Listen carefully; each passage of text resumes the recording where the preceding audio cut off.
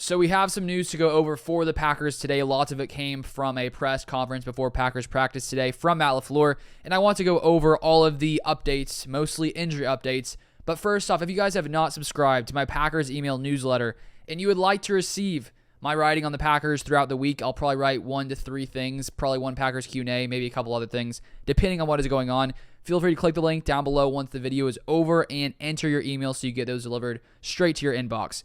So the first thing to go over here is that the Packers have released linebacker Ty Summers, who has been here in Green Bay for the past few seasons. As we all know, 2 days from now, the Packers will have to get down to 53 total players on the final roster. We're currently, I guess, now at 78, with Ty Summers now being released, and we'll see a lot more guys that end up getting released in the next few days, most of which will come on Tuesday. And then moving on to some very positive news, we have here from Rob Demovsky, saying Packers coach Matt LaFleur said tight end Robert Tonyan will move into the team drills phase, but Elgton Jenkins will not. In fact, it doesn't sound like Jenkins will be out there, but LaFleur did not elaborate. So first off, to see Robert Tonyan moving from the phase of only being in individual drills to now transitioning to team drills is obviously a huge move in the right direction for Robert Tonyan, who was recently in the past few weeks activated off of the PUP list. And we saw just how productive Robert Tonyan was when he was fully healthy for an entire season back in 2020 with 10 or 11 touchdowns. So to have him back here with a little bit of uncertainty as to who's going to take over wide receiver or which guys are really going to step up, for Rodgers to have a safety blanket in Robert Tonyan who can, just get open when he needs someone to get open. Robert Tonyan is going to be crucial there, and hopefully this means Robert Tonyan will be back week 1. Obviously, it doesn't necessarily mean that, but things are starting to move in the right direction for Robert Tonyan.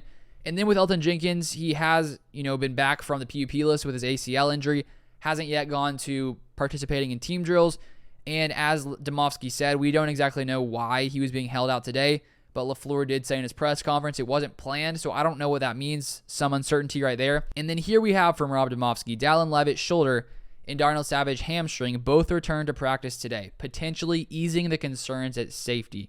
So throughout training camp and preseason, with Darnell Savage going down on family night with his hamstring injury, and then Dallin Levitt, who was brought in for the Raiders, who was a huge special teams piece on Rich Bisaccia's unit, there has been some concern at the position. But to see both of them back now with the final roster coming out in 2 days, very positive news for the Packers. And we saw other guys like Micah Abernathy, who came in here recently and played very well, who I think could make the final roster. Maybe not now because these guys are healthy, but I still think he will just because I liked what I saw from him. And then a little more here on injuries. We have from Wes Hodquist, Elgton Jenkins isn't practicing today, but Bakhtiari was, which we sort of discussed.